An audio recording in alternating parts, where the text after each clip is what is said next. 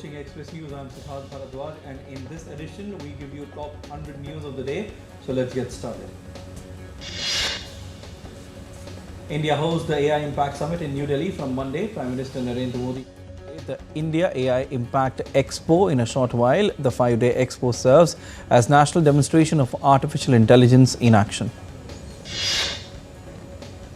Welcoming people from all over the world to India for AI Impact Summit, Prime Minister Narendra Modi on social media platform X expressed pride over the summit, which shows the capability of country's youth.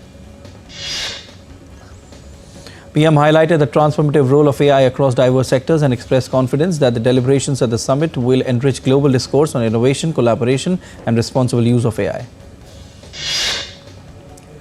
Prime Minister Modi underscored India's leadership in global AI transformation, powered by strength of its 1.4 billion people, robust digital public infrastructure, vibrant startup ecosystem and cutting-edge research. At the invitation of Prime Minister Modi, heads of 20 countries and ministerial delegations from 45 others are participating in the summit. UN Secretary General Antonio Guterres and officials from other international organizations will join the deliberations. India AI Impact Summit 2026 is being held from 16th to 20th of February in New Delhi. The summit is anchored in 3 sutras, People, Planet and Progress, which define India's approach to cooperation on AI. French President Emmanuel Macron will be on an official visit to India from 17th to 19th of February to participate in the AI Impact Summit and will hold a bilateral meet with Prime Minister Modi in Mumbai on Tuesday. Speaking ahead of the AI Impact Summit, United Nations Secretary General Antonio Guterres said that India is right place to host the first ever AI Summit in the Global South. In an exclusive interview with news agency Press Trust of India, PM Modi shared his perspectives on a wide range of issues shaping India's economic and developmental trajectory. Speaking about the Union Budget, PM highlighted its role in driving inclusive growth and strengthening India's position in the global economy. India's Finance Minister Nirmala Sitharaman is in Norway and will meet Norwegian PM Jonas Gahr Støre during her 2-day visit. Sitharaman will hold bilateral meetings with her Norwegian counterpart Jens Stoltenberg and Minister for Trade and Industry Cecile Marseth. India's Home Minister Amit Shah on Monday graced the 79th Raising Day of Delhi Police as the chief guest. During the parade, the event showcased the prowess of Delhi Police. Addressing the event, Minister Amit Shah said that in the last 11 years under the leadership of Prime Minister Narendra Modi, the country has achieved many milestones. Hellenic Navy Chief Vice Admiral Dimitrios Eleftherios Kataris was accorded a Guard of Honor in New Delhi on Monday. Indian Navy Chief Admiral Dinesh K. Tripathi welcomed his Greek counterpart to strengthen maritime ties. Earlier, the Hellenic Navy Chief laid wreath at the National War Memorial and paid respects to the fallen heroes of India. As part of Exercise Milan 2026, Indian Navy inaugurated the Milan Village at the Eastern Naval Command. The village brings together delegates and naval personnel from over 70 countries or for social and cultural exchanges. The International Military Adventure Challenge Cup 2026 commenced on Monday, bringing together military teams from several countries alongside teams from Indian Army, Indian Air Force, Indian Coast Guard and Indo-Tibetan Border Police. The competition aims to enhance endurance, teamwork and interoperability in challenging terrain. India's Defence Minister Rajnath Singh will co-chair the 6th India-France Annual Defence Dialogue with Minister of the Armed Forces and Veterans Affairs of France, Catherine Vautrin, in Bengaluru on Tuesday. A fire broke out at a chemical factory in Rajasthan's Bhiwadi on Monday, claiming the lives of 7 workers. Prime Minister Narendra Modi expressed condolences to those who have lost their loved ones in the fire and also prayed for the speedy recovery of those injured. President Draupadi Murmu addressed the officer trainees of the Indian Audit and Accounts Service at Rashtrapati Bhavan on Monday. She said the impact and value addition of the framework of accountability in the governance system is enhanced when there is a greater synergy between the executive and audit institutions. Indian equity indices ended on strong note with Nifty above 25,650 on Monday. Nifty was up 211.65 points at 25,682.75. At close, the Sensex was up 650.39 points at 83,277.15. Indian rupee ended at 90.65 per dollar on Monday. Gold futures maturing on 2nd of April was priced at 1,55,500 rupees per 10 grams on multi-commodity exchange. Silver futures for 5th of March maturity stood at 2,40,957 rupees per kilogram on the MCX. The Brent oil futures is priced at $67.45 US per barrel on Monday. A woman, Kaylee GM, is suing Meta platforms and YouTube, claiming their apps were intentionally designed to addict children. Meta CEO Mark Zuckerberg is expected to testify in the California trial. American transportation giant Uber plans to launch food delivery services in 7 new European markets, targeting $1 billion in gross bookings over the next 3 years. Japan's economy expanded just 0.2% annualized in the October-December 2025 quarter, with corporate investment only modestly rebounding from previous declines, signaling a fragile economic recovery, government data showed on Monday. Chinese tech firm ByteDance on Monday pledged to take measures to prevent the unauthorized use of intellectual property in its AI video generator tool after Disney and other studios threatened legal action over use of copyrighted characters. Israeli Prime Minister Benjamin Netanyahu said that any deal between the United States and Iran must involve the removal of all enriched uranium from Iran, as well as Tehran's ability to enrich more. And Iran's Foreign Minister Abbas Araghchi arrived in Geneva on Sunday ahead of a second round of negotiations with the United States. US Secretary of State Marco Rubio expressed optimism about reaching a deal with Iran, despite acknowledging that not previous attempts have been successful.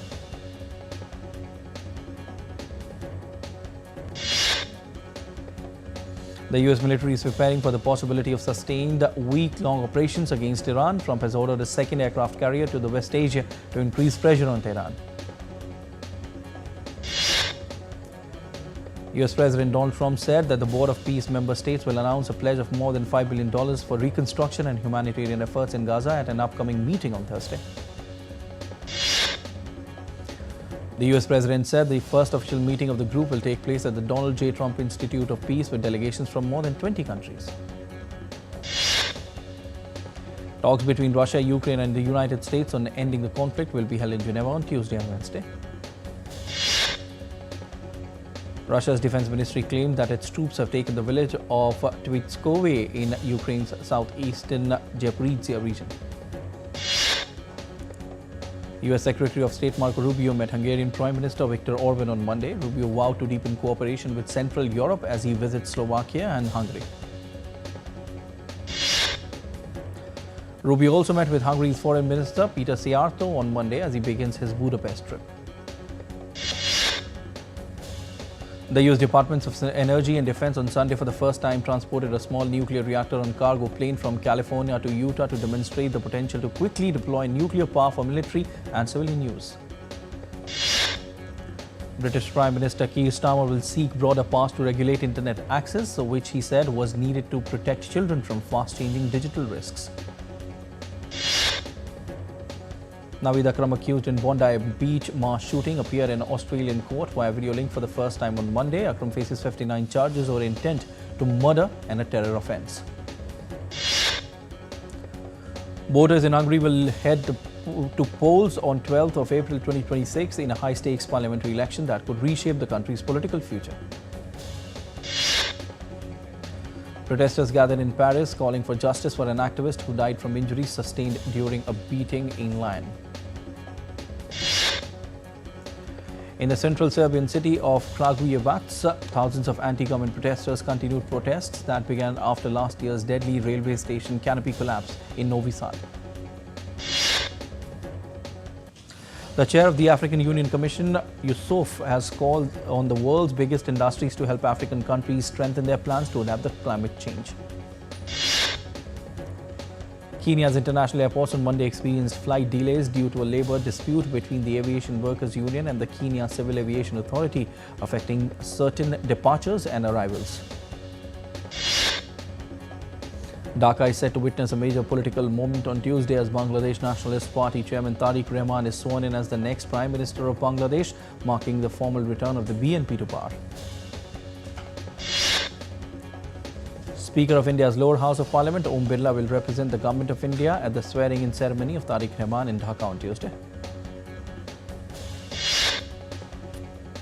We are heading for a short break. You stay tuned to DD India.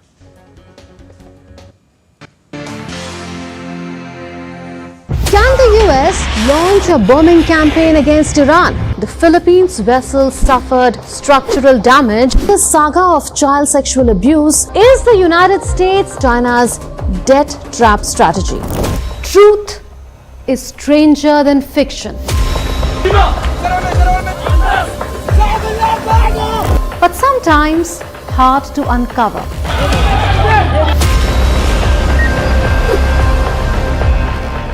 Trust us to tell the truth, unadulterated and pure, of every story that matters to you.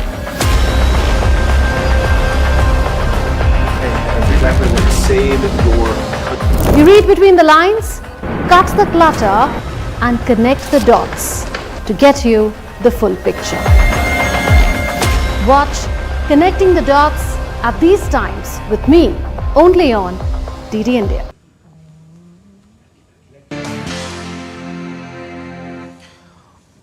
Welcome back. You're watching Express News on DD India. Let's continue.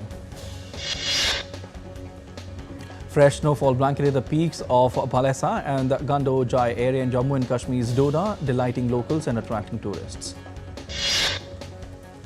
Despite the cold, Srinagar's Dal Lake continues to draw tourists for scenic shikara rides amid the serene winter landscape. Violent waves rammed the Lyall Bay coastline in Wellington, New Zealand on Monday as heavy rains and strong winds impacted the North Island, battering the coast and causing widespread disruption. More than 30,000 properties lost power, including around 10,000 in Wellington, with authorities urging motorists to stay off roads and several schools closed as emergency crews tackle the damage. Severe flooding hit France's area over the weekend as the Garonne River swelled from storm Nils, surrounding homes with rising waters. Central Spain faces severe flooding as the Duero River reaches historic levels, with Aranda de Duero activating its emergency plan after rivers overflowed. The Baltic Sea around Poland, including the Hel Peninsula, froze over due to prolonged sub-zero temperatures, allowing fishermen to walk on the ice to check their boats. Visitors took advantage of the icy surface of the activities like kite skating, while people also walked along the snowy beaches in Hel as rare freezing conditions transformed the area into a winter spectacle. An avalanche struck a mountain valley near Courmayeur, northern Italy, killing 2 and critically injuring 1. Rescue operations for the 3 French victims involved 15 rescuers, doctors, search dogs, helicopters and ambulances, with identification ongoing by the Entraves Financial Police.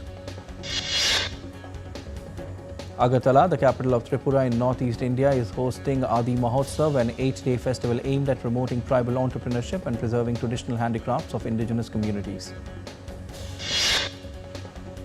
The festival features around 50 stalls showcasing handicraft, handlooms and indigenous cuisine from the northeast and other parts of the country. Ima Kaital was held in Manipur, Asia's largest women-run market, where hundreds of women vendors sold fresh produce, fish, spices and handmade crafts at the historic 500-year-old marketplace. The Spring Calligraphy Festival 2026 opened at Hanoi's Temple of Literature, drawing large crowds seeking traditional calligraphy to mark the Lunar New Year and celebrate Vietnam's enduring cultural values. Themed National Learning, the festival features 35 calligraphy booths where visitors request characters symbolizing good luck, prosperity and respect for education. Cities across China are lighting up with spectacular displays and lanterns to celebrate the Spring Festival or Chinese New Year, which falls on February 17 this year. Members of the Vietnamese community in Australia's Darwin gathered to celebrate the upcoming Lunar New Year, hosting a festival featuring traditional games, crafts and food to welcome the Year of the Horse. The celebration featured the popular Vietnamese game Lotto, handmade sweets and cultural activities. A woman from Dunkirk won the 13th World Seagull Crying Championship held during the Carnival Dunkirk. The annual competition, launched in 2013 alongside the Carnival of Dunkirk, saw participants in elaborate costumes imitate seagull cries into a banana-shaped microphone. Residents of the northern Italian town of Ivrea took part in the traditional Battle of the Oranges, hurling fruit in a symbolic clash that reenacts a historic uprising during the town's annual carnival celebrations. Larry, the chief mouser at 10 Downing Street, is celebrating 15 years in the role, patrolling the halls in search of mice and serving alongside several British prime ministers, becoming one of the most beloved figures at number 10. Performers dressed as devils in colorful costumes descended Cerro Blanco mountain in Argentina's Chuchuy during the traditional Bajada de Diablos, in fact, ceremony marking the start of the carnival season.